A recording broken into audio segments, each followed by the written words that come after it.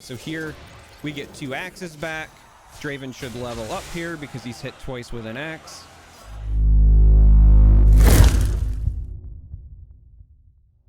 Today's video is going to be Fists of Fury with Flurry of Fists. We're playing Draven, we're playing LeBlanc, and we are absolutely playing that Flurry of Fists for big time combos.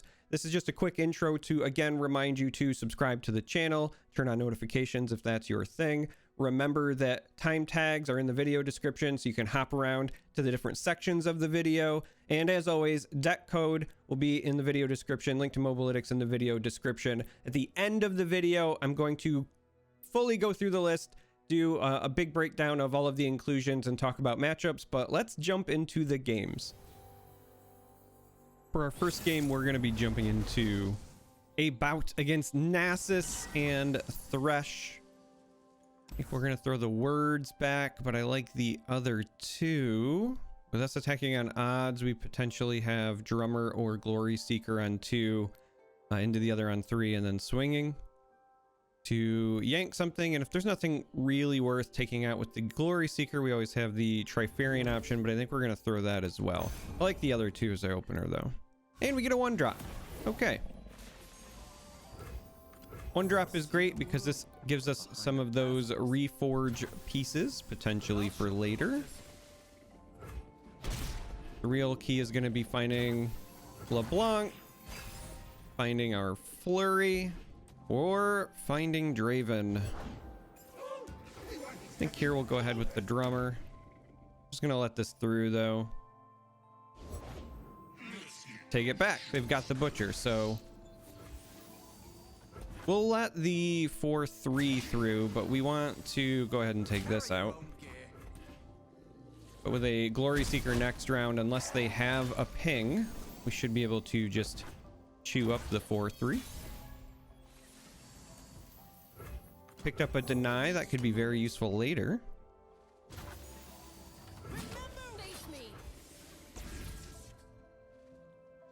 So we wait with bated breath. And they're just gonna go ahead and draw some cards, take the Slay. But we'll get some damage in. We get rid of the big body. They go ahead and develop an icon. So we did get the quick attack fragment for our first fragment. I think we let that through for now. We're gonna end up getting these Rune Weavers down for potential blockers. But leaving this up as a potential challenge unit I think is important, because these Rune Weavers, they're important because that also means we can make a blade here at some point. Nothing we can do there. Even if we had the deny, I don't think we use it, just to stop the card draw.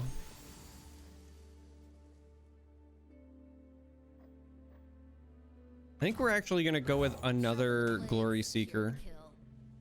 Most Nasus Thresh lists have not been running Withering Wail. But even if they were... Ooh. I was about to say we have the deny, but I think we really want to go for this Flurry play now.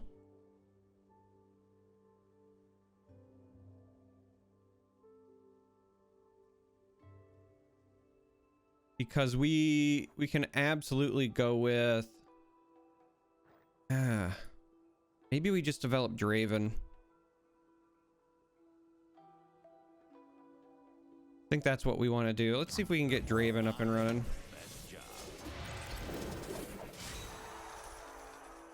With 2 challenge units, they might just pass, but we're presenting a pretty rough board for them. I was not shown mercy. I will not grant it. Not bad, not bad. Nothing we can do to stop it because we went below deny mana. But with only 2 mana available now, this means that we can do some pretty neat stuff.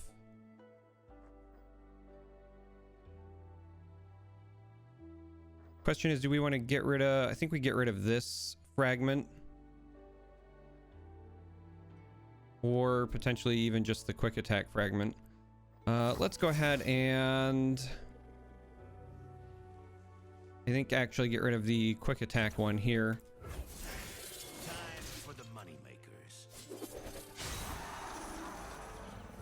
We're gonna give up our Glory Seekers so that we can do something like this, because again, with only 2 mana available, this Draven is not only representing a lot of damage, but this should level our Draven up because he's gonna hit twice with an axe.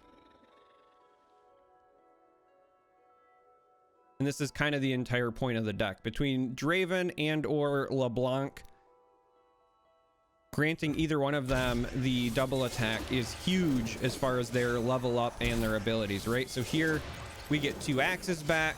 Draven should level up here because he's hit twice with an axe. And so now for future rounds, he still has the double attack, but now also has Overwhelm, as well as creating 2 axes twice. But even with LeBlanc, you've got that opportunity to get the mirror images quite a bit faster. Here I think we just go with Runeweaver again because we want to leave, I think, 4 mana up from now on. I think protecting Draven is our top priority. I don't want to take this shot because I do not want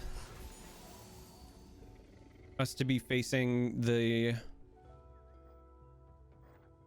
Yeah, let's just pass. I don't think that we want to be facing down the barrel of an atrocity play. To finish that train of thought. Here we go ahead, get him so that he cleans up this first one potentially. I mean, they basically have to take this block unless they have something like a vengeance, but we've got the multiple denies here, which I think is the important piece. Not 1, but 2. We also have an axe if we really want to buff him up even further, but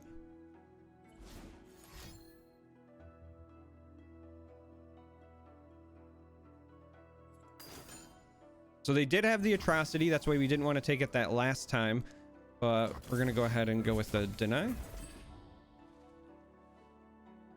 that should be it. With 3 mana left, I'm not sure what they could do, but we have a backup deny on top of that.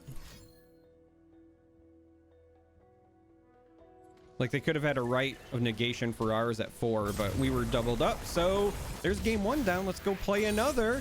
That's a beautiful example of the deck. Okay, I'm officially intrigued.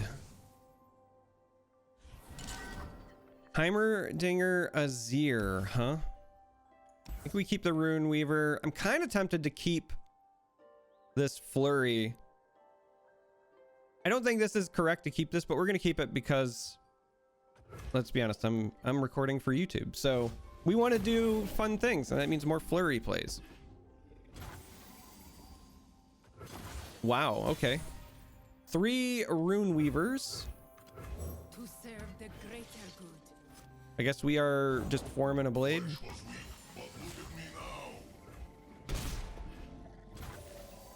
I guess we are forming a blade. You know, if Mystic Shot wasn't a thing that existed, this would be kind of a nice pickup here. Let's do this and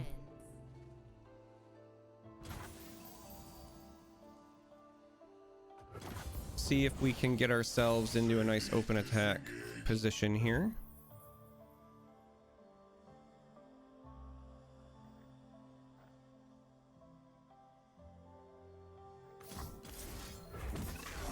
Let's go ahead and do this.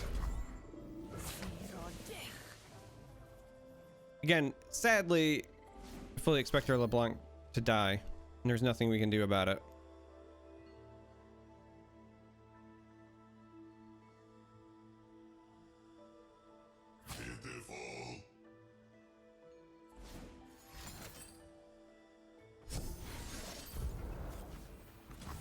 All right, so they are gonna go with the get excited.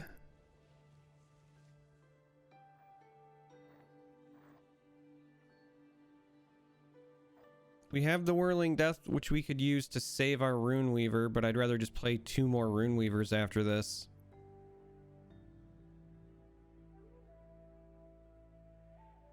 Yep, I think we just let this go.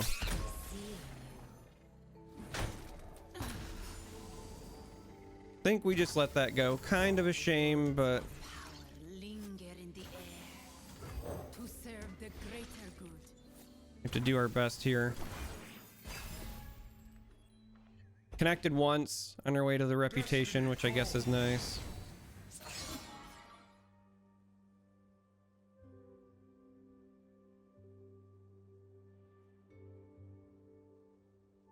I think we just let this through. There's a temptation to block and then maybe use something like Whirling Death, but again, this is Piltover and Zone. We haven't seen any Mystic shots come down yet, so...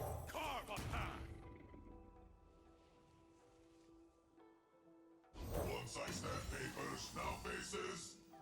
The world awaits! Forward! We'll do this to give ourselves opportunity for an open attack. System upgrade. Oh, Kato is actually kind of tempting.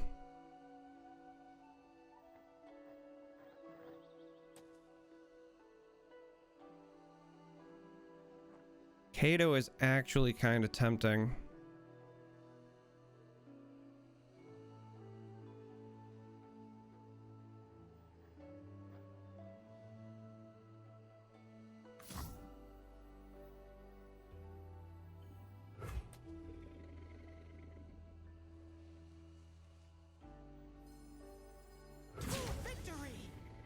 I think I just want to do this. I'm just deciding on whether or not I wanted to give this Overwhelm. But I think I want to save mana for both Flurry and Death, because I don't think they're going to block this. So ordinary. And so we can do something like this. And like this. And then hope that with all those cards, they don't have a way to nuke our big body.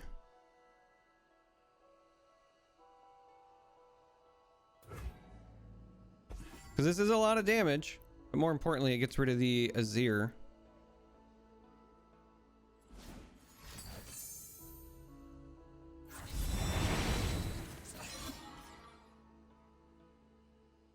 So that's an Arise, but blockers are already locked in. Yeah, I think they forgot blockers were already locked. And so we're going to be getting them down to 2 here with the Flurry. This is why you keep it in the opener. Again, I don't think that was the correct play, but we're doing stuff for YouTube.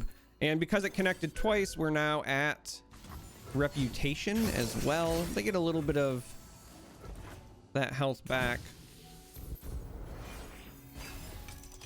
But this forever now just has that double attack that they have to worry about. So that's going to start chewing through some units.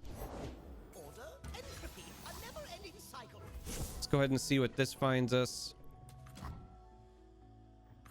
Let's get the Draven down and then the Glory Seeker. Kato was another option. But we can always, I think, play Kato this next round. If we really want to. But we have the Blade Fragment to give this Overwhelm, which is like the key play. Victory requires a sharp blade.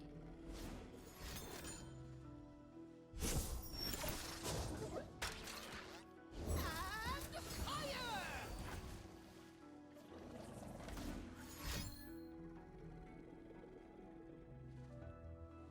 They didn't have a way to nuke this the last time, so we just have to hope they don't have a way to nuke it this time.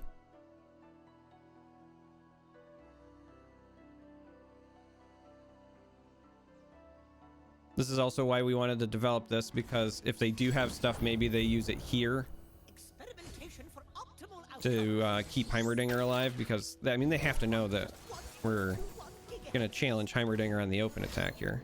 They have to know that, right?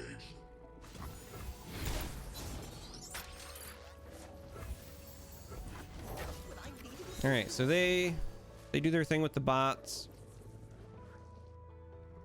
They attack, we block with Rune Weavers, we just match up.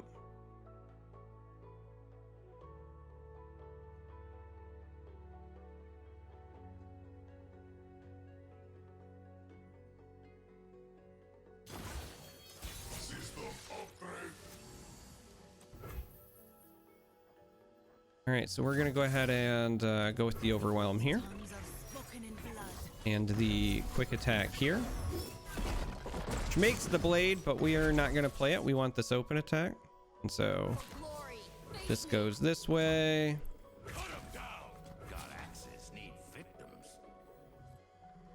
I'm not sure we want to ship these into the 1/1s. We'd rather save them as potential blockers for that. And this is more than enough to threaten lethal anyway, so.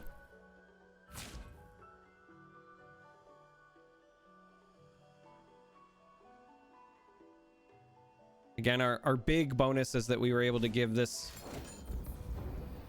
Too many ideas, not enough hands. Overwhelm, and so they've basically got to find enough to burn that down. But then the hope is that means we get to clean up Heimerdinger if they do find it.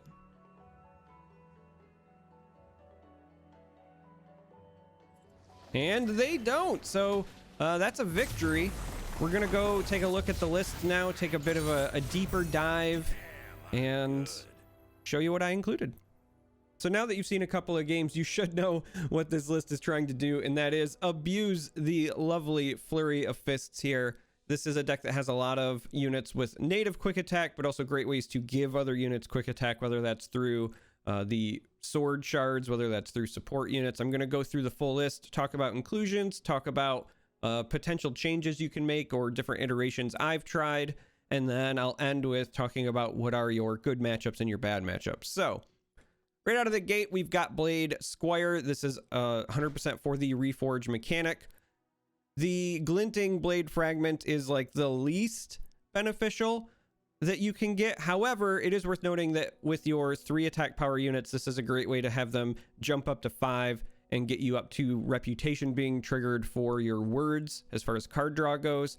On the other options here, you've got Overwhelm, which is great if your units already have quick attack, or even better if they have double attack. And then quick attack, again, great way to grant that permanently via double attack via the fists, right? So you give them quick attack for the round, but then when you play Flurry of Fists, it will grant the double attack.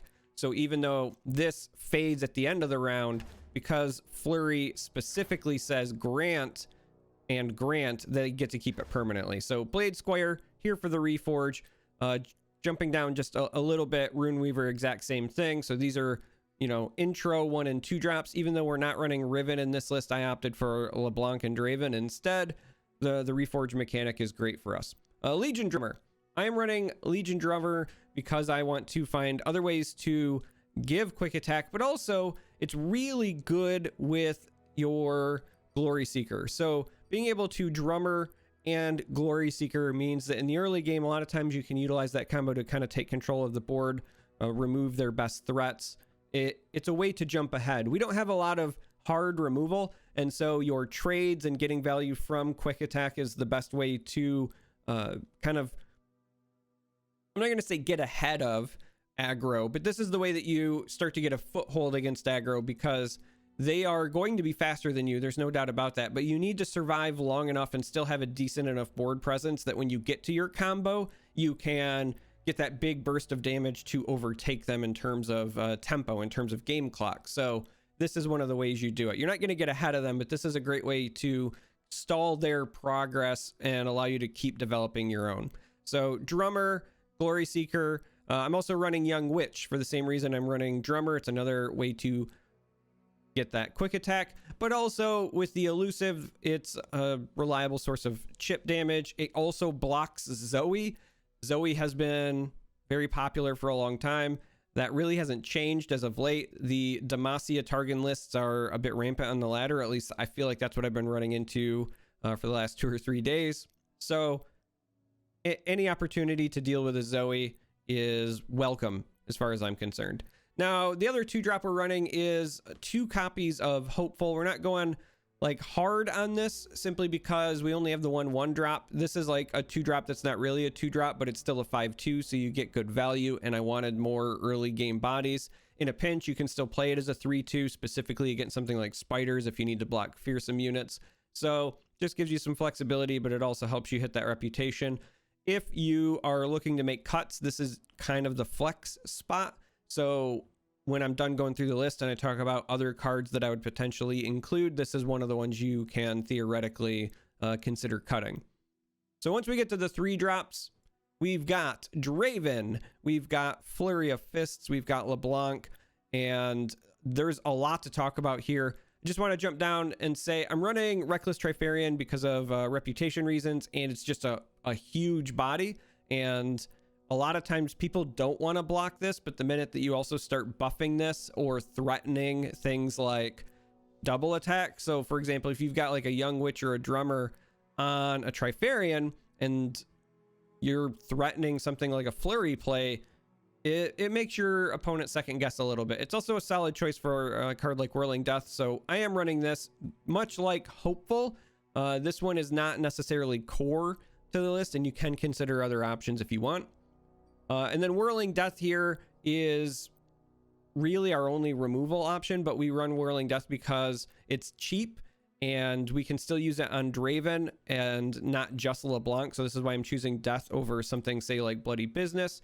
But it's also the one that we're using because we want our units to strike things, because that's beneficial both for leveling up Draven and leveling up LeBlanc. So this is a pretty key removal. So back to these three, because this is really the core of the list. Draven here natively has quick attack, and he grants those axes every time he strikes. So if you put Flurry on a level 1 Draven, if Draven, whether he's connecting with the nexus or, you know, if he's connecting with a unit that's, let's say, gonna be slightly bigger than him, let's say something like a Zir, where he's not gonna die, but he's gonna get both attacks in with the double attack, a Flurry just levels up Draven if he's got an axe on him. So this is a great way to just very quickly get Draven leveled up. It's also a great way to just generate a lot of axes, because every time he strikes at level 1, he's creating an axe. And so if you're striking twice, that's 2 axes. Now, once you've leveled him up, every time he strikes, he creates 2 axes. So with a Flurry, every time he attacks, you're basically getting 4 axes, and things start to go out of control in a good way. But the real key here is that once he levels up, he also gets Overwhelm. And so when you talk about the things you want with a Flurry deck, you want to get double attack and Overwhelm on a unit. Now, we are running the Reforge cards as a way to grant Overwhelm. We're also running Kato on the top end, that we haven't got there quite yet.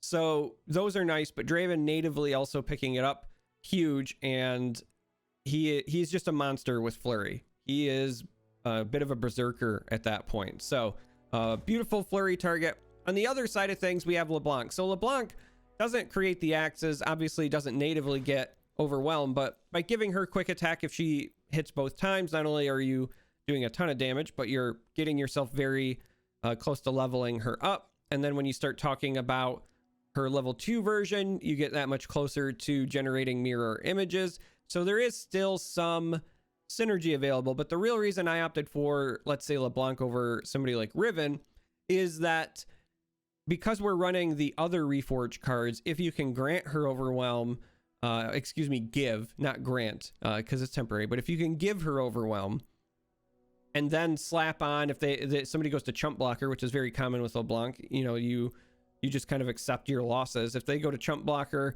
or they don't block her at all, you can slap them with the Flurry as well, and then suddenly you're doing a ton of damage. And that's the entire point of this deck. You're just trying to force your opponent into unfavorable blocks and then exploit those blocks with big amounts of burst damage. Like that is the entire game plan of the list. And so LeBlanc helps out with that.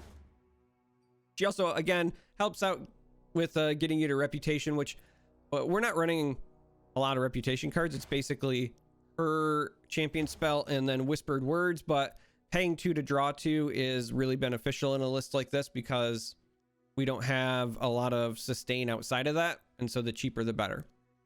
So LeBlanc loves Flurry, Draven really loves Flurry, and this is kind of the core of the list, and everything else is built around supporting that action. Now, going further in, 2 copies of Deny. This is just to kind of protect your own units. Great against Avalanche, great against things like Concerted Strike and Single Combat that, again, I've been seeing a lot of Targon Demacia lately, so it's just on my mind. But Deny is great. Whispered Words, we want to refill our hand, and we have enough, at least with this version, right? Because I'm running Trifarian, and then we've got Hopeful, even just Draven with axes, etc., etc. We've got enough that you can trigger reputation and get that value.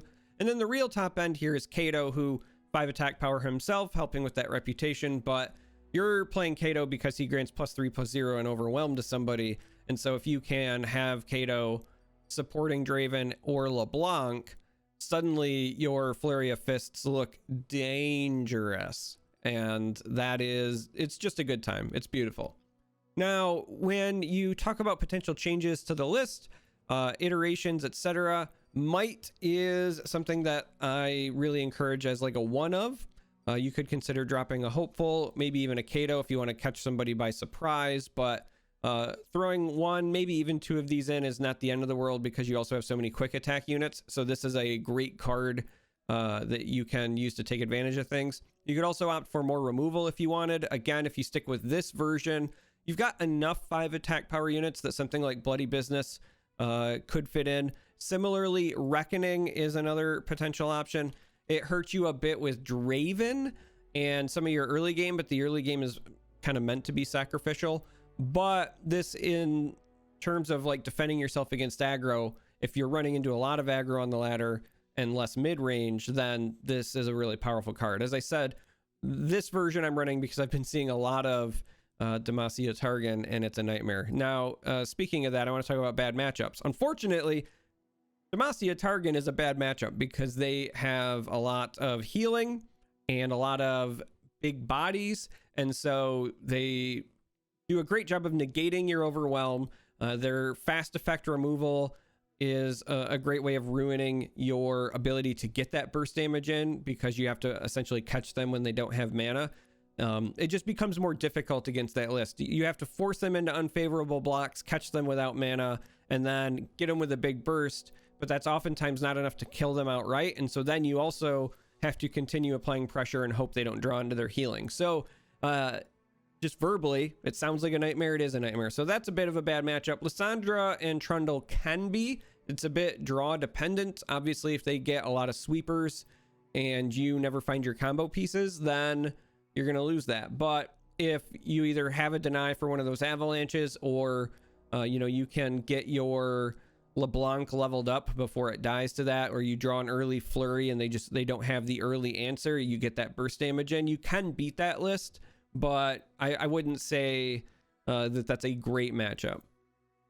Lastly, burn oriented aggro lists are a bit of a problem because you just don't have native healing and you don't have a great way to stop the burn portion. So even if you fight for the board, if you get yourself even as low as like 10 health, the next thing you know, you're dead to like 1 attack and a decimate. So you can struggle there. So where this shines is against non-target mid-range lists and against body-oriented aggro lists, and then just like anything weird. But those are the lists where this does well. So like Nasus Thresh, I think is what we played against game 1. This is usually a pretty good list against that because they're a body, like kind of go wide deck, and so we just go over top of them and we win our trades with quick attack, etc., etc. Yeah, anyway, that's the list. Hopefully you enjoy it. I think it's a lot of fun to play. I wouldn't necessarily consider it a climbing deck. Not to say that you can't win with it and that it can't climb, but you're just gonna have to play a lot more games because the win rate's not gonna be as high as a standard meta list. But you can certainly get wins with it, and it's a lot of fun. It's very satisfying when you do, at least for me anyway. I like those big hits. Love that double attack. So yeah, maybe it inspires you. But that's it for this video. Thank you for watching. As always, I love you all. Reminder to subscribe if you have not already. And until next time, may you walk on warm sands.